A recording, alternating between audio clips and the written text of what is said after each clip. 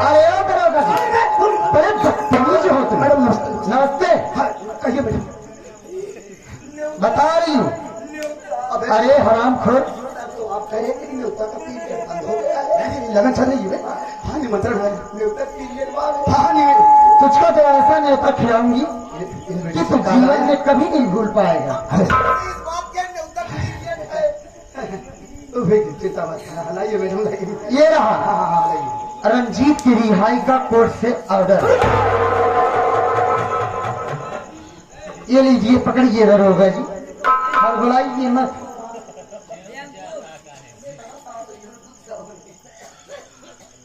और ये रहा राजेश की रिहाई का कोर्ट से ऑर्डर। देखो दरोगा जी, मैं आपसे ये कहना चाहती हूँ कि जितना जल्दी हो सके आप हमारे दोनों क्लाइंट को जल्द से जल्द रिहा कर दीजिए। लुटनवा भी अब क्या होगा बे? अब ये हो शायद जो मुझे नहीं चला।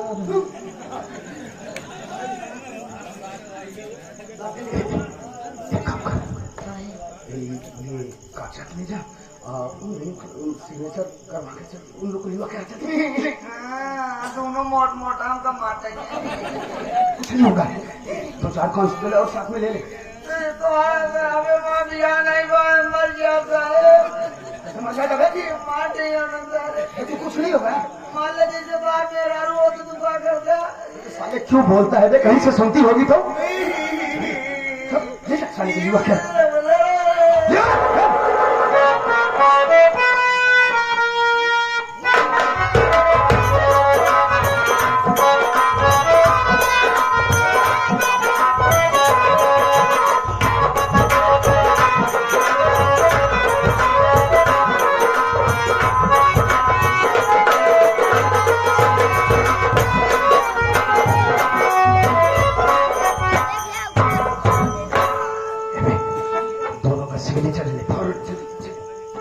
चलो सनीचर करो।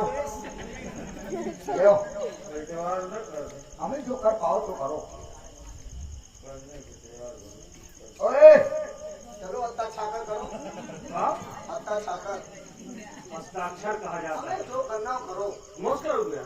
है यार, अरे तेरे कैसे का जरूरी है सब कर रही है। अरे तुम समझ नहीं पा रहे हो, बार बार कराना पड़ता है। कहाँ गई बताओ। कहाँ तुम्हें समझ में आओ।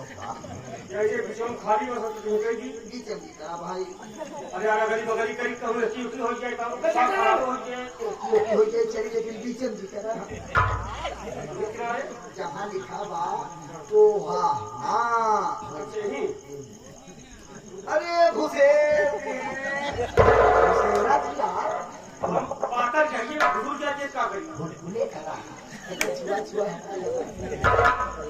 कई देर तक नजर आए सबको जी गया ना कहा छुआ करा ले बस।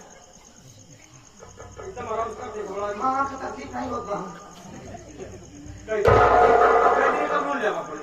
तब बात सोच रहा फुल बात पूरा गाँव दिखाओ का बात तो करा कुछ समझ में ना आया। तुम्हारा भाई करे तो मुंह भवा लाइनी के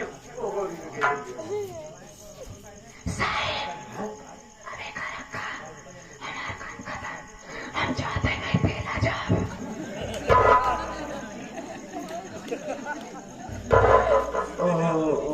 मैडम जी बोलिए दरोगा जी। देखिए मैडम, कोर्ट के ऑर्डर के अनुसार आपके दोनों क्लाइंट जेल से बाइक से रिहा हो चुके हैं जी इस वक्त मैडम मैं ड्यूटी पर हूँ और मेरी तबीयत भी ठीक नहीं मैडम, इसलिए चलना चाहता हूँ मैं। ठीक है, हाँ आप जाइए अपनी ड्यूटी निभाइए और अपना अच्छी तरह से इलाज करवा लेना, हाँ मैडम हाँ। वरना आप एक न एक दिन मर जाओगे। ये बिल्कुल आप ठीक कह रही हैं मैडम, किसी अच्छे डॉक्टर को दिखाता हूँ मैं। ठीक है, चलता हूँ। नमस्ते।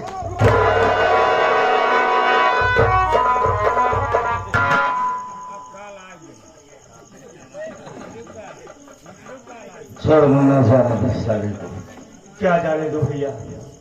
ये इंस्पेक्टर इतना कानूनी इंसान है, मुझे धोखे से ले जाकर बंद कर दिया और बंद करने के बाद मुझे इतनी बेरहमी से पीटा है कि मेरा दिल जाता है भैया। मैं समझ सकता हूँ मुन्ना कि जब किस्मत खराब होती है ना तो सब कुछ खराब हो जाता है। एक बात नहीं समझ पाया मुन्ना, कि हम दोनों भाई तो जेल में थे। हमारा केस लड़ने के लिए वकील कौन किया, कोर्ट फीस, वकील फीस, और सबसे बड़ी हैरानी की बात यह है कि हम दोनों भाई कोर्ट से बाइज्जत बरी होकर लिए हुए हैं। भैया बात यह है, मैं जब आपसे मिलने कोर्ट गया था तो मैंने आपसे एक बात बताया था, शायद आपको याद न हो, कि मैं जब परेशान था, चारों तरफ भटक रहा था, तो मेरी मुलाकात एक वकील साहिबा से हो गई जिनका नाम ममता है। उसी ममता ने हम दोनों भाइयों का केस लड़कर हम दोनों भाइयों को बाइज्जत रिहा कराया। और इतना ही नहीं भैया, हमने बिना बताए आपसे ममता से शादी कर लिया है। शादी भी कर लिए, चल कोई बात नहीं, हमसे नहीं मिलवाएगा। क्यों नहीं भैया? बोलो। अभी मिलवाता हूँ। ममता, नहीं, बड़े भैया आपसे मिलना चाहते हैं। कहिए बड़े भैया, आप मुझसे क्या कहना चाहते हैं? देखो वकील साहिबा, आपने जो एहसान हम दोनों भाइयों के ऊपर किया है, काश बदले में जान दे दी दूँ, तभी आपके एहसानों से उड़ नहीं हो पाएंगे। ये आप कैसी बात कर रहे हैं भैया? अरे मैं तो आपके घर की बहू हूँ, तो इसमें एहसान की बात कहाँ से आ गई? अगर जब आपको ये सब एहसान ही लग रहा है तो आप मेरा एहसान उतारना ही चाहते हैं, तो मुझको इतना आशीर्वाद दीजिए, मेरा पति जहाँ भी रहे सदा सलामत रहे भैया।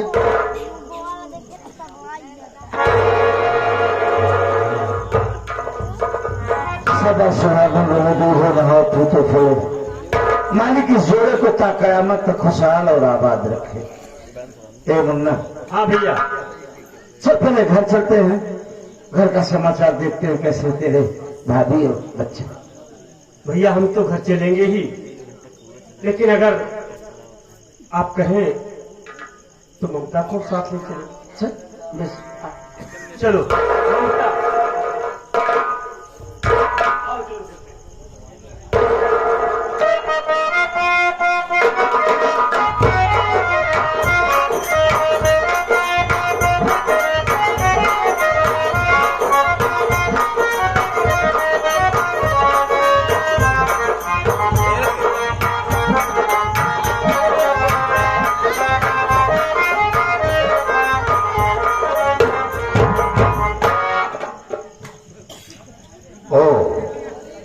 थाने गई पंद्रहवा रिपोर्ट दर्ज कराने के लिए, लेकिन वहां से कोई खबर नहीं आई। इंस्पेक्टर धर्राज ने क्या किया क्या नहीं, हम उसका इंतजार करते हैं।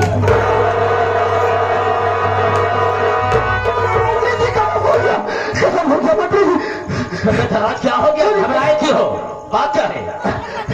एक गिलास पानी मिलेगा? एक गिलास पानी? अरे तुझे हो क्या गया है? अरे गजब हो गया मंत्री जी। क्या गजब हो सकता है? ये आप अच्छी तरीके से जानते हैं कि आपकी बहन ममता और रंजीत और राजेश का केस लड़ रही थी। ये तो अच्छी तरह से जानता हूँ। अरे वो ममता आपकी बहन उन दोनों का केस जीत गई और वो दोनों कोर्ट के ऑर्डर के अनुसार जेल से बाइज्जत रिहा हो गए। अब क्या होगा मंत्री जी? एक काम कीजिए, मेरा आप इस बलरामपुर थाने से किसी दूसरे थाने में ट्रांसफर करवा दीजिए, अब मैं यहाँ नहीं रहूंगा। इंस्पेक्टर धर्राज तू पागल तो नहीं हो गया है? उन लोगों के डर से तू थाना छोड़ देगा? अरे बहुत गुस्से है मंत्री। मैं हो तुम्हारे साथ में, चिंता क्यों करते हो? लेकिन वो ममता मेरे रास्ते का रोड़ा बन चुकी है, कांटा बन चुकी है, मुझसे दुश्मनी किया है। निकाल करके फेंक दो कांटे को, उस रोड़े को कुचल दो हमेशा हमेशा के लिए। नहीं समझा? सुनो मेरी बात को।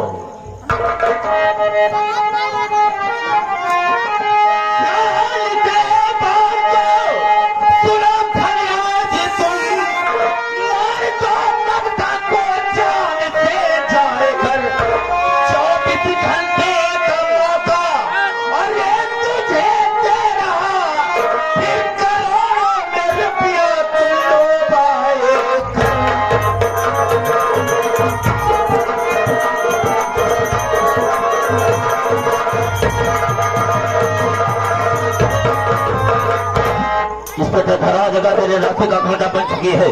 तो जाओ, मैं तुझे हुक्म देता हूँ, जाओ उसे जान से मार दो। हम 24 घंटे का मौका तुझे देते हैं और 24 घंटे के अंदर जब मार कर आएगा तो हम तुझे 1 करोड़ रुपया देंगे। 1 करोड़? खत्म कर दो उसे। अरे सर जी, 1 करोड़ रुपया के कारण तो मैं अपनी पूरी टीम को समाप्त कर सकता हूँ। टीम को मारने कोई जरूरत नहीं है, उनको हम बाद में देखेंगे, पहले ममता को मारो। तो सुनिए सर मेरी बात। बोलो। ठीक है, मंत्री जी जा रहा है इस घड़ी में। ठीक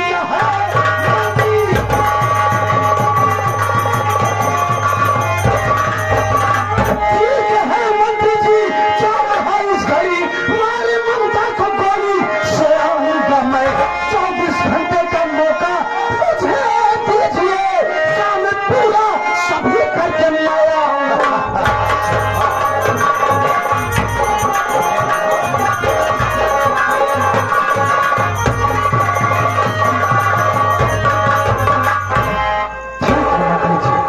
अगर ऐसी बात है तो इसी वक्त मैं जा रहा हूं और आपकी ममता को जान से मार दूंगा। बेशक मार। और मारने के बाद जब ये खुशखबरी लेकर मैं आपकी हवेली पर आऊं तो मेरा 1 करोड़ रुपया तैयार रखना। तू मेरी आदत सेवा की, ये जो मैं कहता हूँ उसे करता हूँ। जी सर। 24 घंटे में अगर तू उसे मार कर जब आएगा तुरंत हम तुझे 1 करोड़ रुपया देंगे। ओके सर, तो मैं इसी वक्त जाना चाहता हूँ। पेशेंट जो असल तो हो। बताओ, किसी दिन तुमने कहा था कि मैं अपना आधा हक बताऊंगी, हिस्सा बताऊंगी। अरे जब तू दुनिया में रहेगी ही नहीं तो मुझसे हिस्सा तू कैसे बताएगी?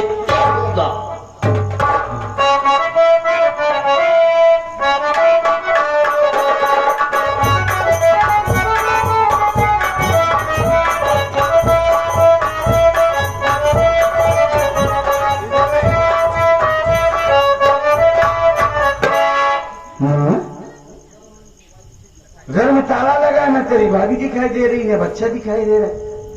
कहाँ गए होंगे सब? भैया, हमें ऐसा लग रहा है भाभी शायद घर में बैठी अकेली बोर हो गई होगी। अपना दिल बहलाने के लिए किसी पड़ोसी के यहाँ जाकर बैठकर बातें कर रही होगी। मैं आवाज लगा रहा हूँ, भाभी मेरी आवाज सुनेगी तो दौड़ कर जरूर आएगी। बोला, अरे भाभी माँ, भाभी माँ, अंदर आओ! भाभी माँ!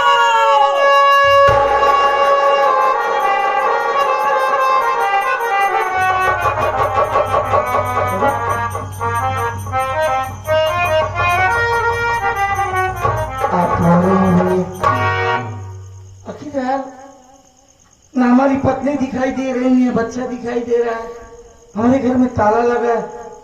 कुछ आप जानते हैं? हाँ भैया, क्या बात है? मैं सब बताऊंगा भैया। आप तो बहन के केस में स्वयं जेल चले गए थे और आपके सामने आपका भतीजा बहुत बीमार था। आप वादा भी किए थे कि मैं जा रहा हूं, पैसे का इंतजाम करके आऊंगा, अपने भतीजे को दवा कराऊंगा। आप आने में देरी कर दिए। भाभी माँ ने सोचा कि मंत्री मक्खनलाल जो नारी सहायता केंद्र खोल रखा है वहां पर मैं जाऊंगी, आर्थिक मदद मिलेगी जिससे कि अपने बच्चे की इलाज कराऊंगा। क्या हुआ? लेकिन ऐसा कुछ नहीं हुआ भैया। भाभी माँ वहां पर पहुंच गई, लेकिन वो कमीना हरामखोर मंत्री मक्खनलाल भाभी माँ की इज्जत को लूट लिया।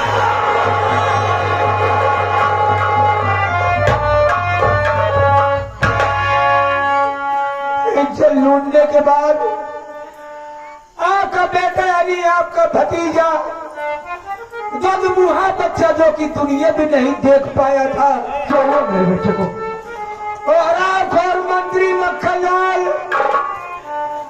अपने पैरों से कुचल कुचल के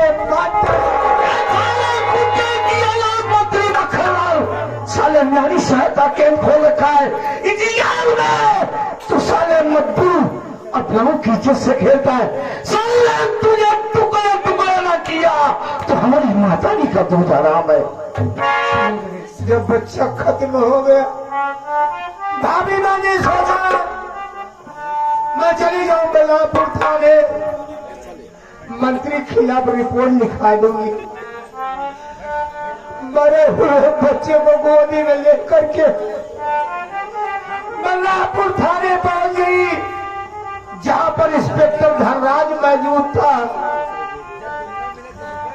भाभी ना पैर पकड़ कर रोने लगी, साहब हमको इंसाफ चाहिए, हमारी इज्जत लूटी गई, बेटा मारा गया, हमारी रिपोर्ट लिख लीजिए। लेकिन ऐसा कुछ नहीं हुआ और आखिर इंस्पेक्टर धनराज भाभी को लगा मारने और मार मार के थाने से भगा दिया। अब भाभी माँ का होगी हमें कुछ पता नहीं है भैया।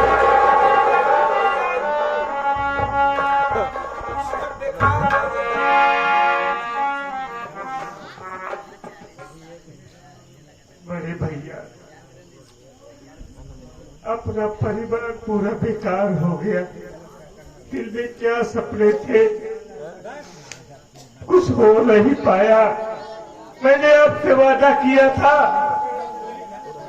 कि जब तक मैं रहूंगा भाभी और मुन्ना को कभी तकलीफ नहीं होने दूंगा, लेकिन मैं अपने वादे को नहीं निभा पाया। मेरी गलती माफ कर दो भैया।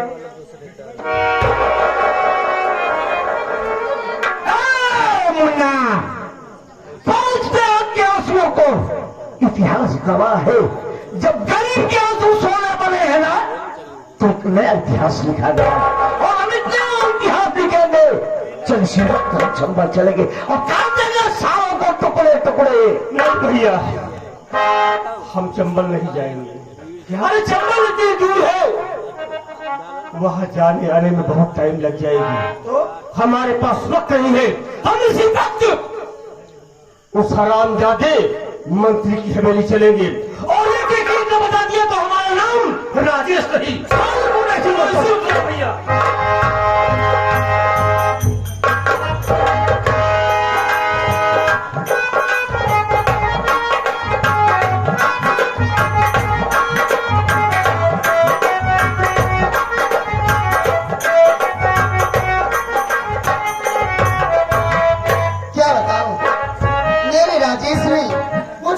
पर बुलाए थे लेकिन वो अभी तक नहीं आए। मैं उनका इंतजार करती हूँ।